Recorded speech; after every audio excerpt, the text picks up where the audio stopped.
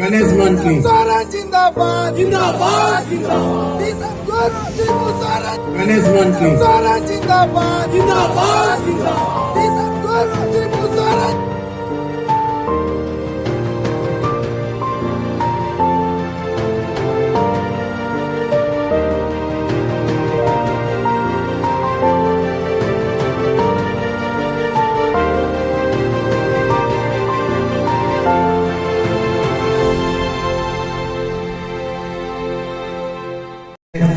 ये जो कालखंड 2019 से 2024 तक, इस कालखंड में आप देखेंगे जो क्रांतिकारी योजना शुरू की गई है जिसमें है, और पोड़ोगड़ा इदलबड़ा जो हमारे धर्मवाल पंचायत उसमें भी काम हुआ है। प्रखंड कार्यालय के अंदर में JSLPL का जो विशाल भवन बन रहा है वो भी माननीय विधायक का देन है। कोऑपरेटिव सोसाइटी का जो विशाल कार्यालय बन रहा है वो भी हमारे माननीय विधायक का देन है।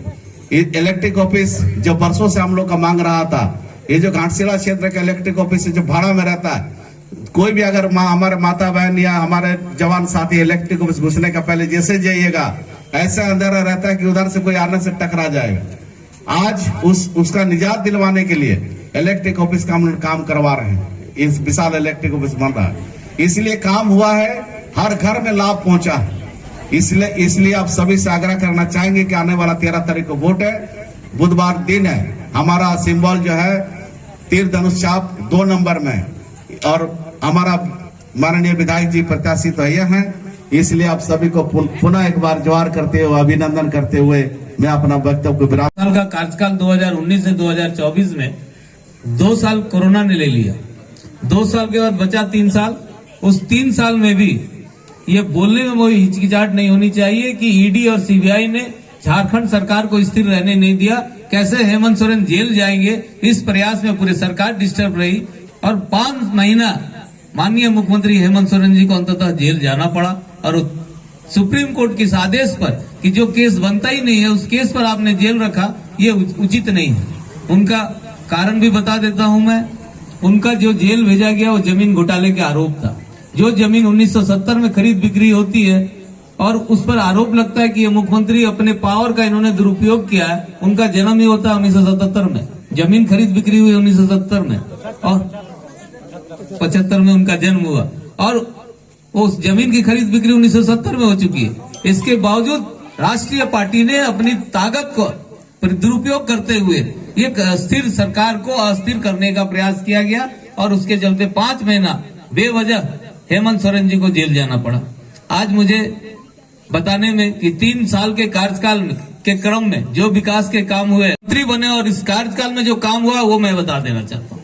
घाटशिला विधानसभा को इन्होंने शिक्षा के क्षेत्र में जो योगदान दिया है, हमको लगता है कि हम लोग के आजादी के बाद 75 साल अगर घाटशिला विधानसभा चला तो इस 75 साल में किसी भी विधायक ने इस तरह का योगदान नहीं दिया। उसका वजह यह है, यहाँ घाटशिला में, आपके घाटशिला में हैंडल जुड़ी जो जगह है वहां यूनिवर्सिटी बनेगी, पंडित रघुनाथ मुर्मू जनजातीय विश्वविद्यालय, जिसमें केजी से पीजी तक की पढ़ाई होगी। वहां 1000 से ज्यादा टीचिंग नॉन टीचिंग स्टाफ बहाल होंगे, और 35 कास्ट के लोग बैठे हुए। आप सब महसूस करते होंगे कि कभी रामदास सोरेन का किसी विवाद के साथ नाम नहीं जुड़ा, कभी उन्होंने किसी विवादास्पद काम को, कभी किसी वक्तव्य को नहीं दिया जिससे विवाद हो। कोई रोड के दुकानदार ये नहीं कह सकते, कोई बड़े व्यवसायी नहीं कह सकते कि रामदास सोरेन जी ने मेरे साथ गलत किया है।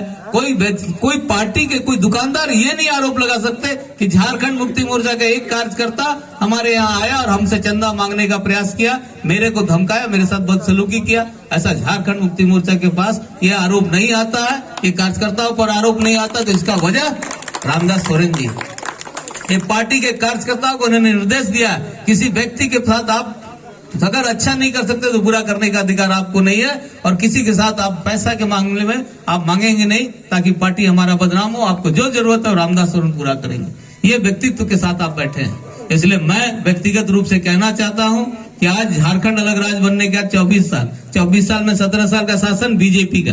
बीजेपी बताए कि उन्होंने 17 साल में कोई ऐसा काम किया। आज अगर माइंस खुला मुसाफिर घाटशिला विधानसभा का क्षेत्र के लोगों को एक बड़ा और एक अच्छा फैसला लेने की आवश्यकता है। बड़ा फैसला, अच्छा फैसला का अर्थ यही है कि 13 तारीख के फैसला से हम घाटशिला के आने वाला 5 साल की भविष्य को निर्धारित करने जाएंगे। 13 तारीख की फैसला से हम घाटशिला की जनता का आदर्श, घाटशिला की जनता का पहचान, घाटशिला की जनता की विकास की दृष्टिकोण से उनकी सोच आपके आसपास, आपके पूरे झारखंड में दर्शेगा कि झारखंड के घाटशिला विधानसभा के लोग किस तरह फैसला ले रहे हैं, है ना। और दूसरी तरफ इस घाटशिला में प्रतिनिधित्व करने के लिए तैयार कौन है? एक अहंकारी लुंगी डांस करने वाला प्रत्याशी आपके सामने आ रहा है।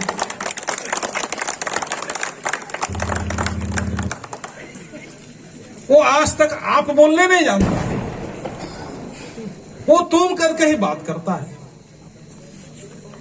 तो भाई और बहनों, रावण भी अहंकारी था। जब रावण का अहंकारी नहीं चला तो इस एनडीए के प्रत्याशी बाबूलाल का अहंकारी को आप लोग तोड़ेंगे कि नहीं तोड़ेंगे? तोड़ना होगा। इसलिए अगर नहीं तोड़ेंगे, क्योंकि कल को आने वाला समय में आपके मोहल्ला, आपके कुटुंब, आपके रिश्तेदार आपको पूछेगा कि आपने कैसे प्रतिनिधि को चुन लिया। इसीलिए 13 तारीख का जो फैसला है बहुत ही महत्वपूर्ण फैसला का दिन है। वो सोचते हैं कि शहर वाले तो सब, पार्टी आपको टिकट दिया है, लेकिन वोट तो घाटशिला की जनता न देगा। इसलिए आने वाला समय प्रत्याशी के साथ में पार्टी को भी सबक मिलेगा, क्योंकि इस घाटशिला को, जो घाटशिला का जो पहचान है, घाटशिला का जो एक आदर्श है, उस आदर्श और पहचान को आज आपको संकल्प लेना होगा, उसको हम मिटने नहीं देंगे।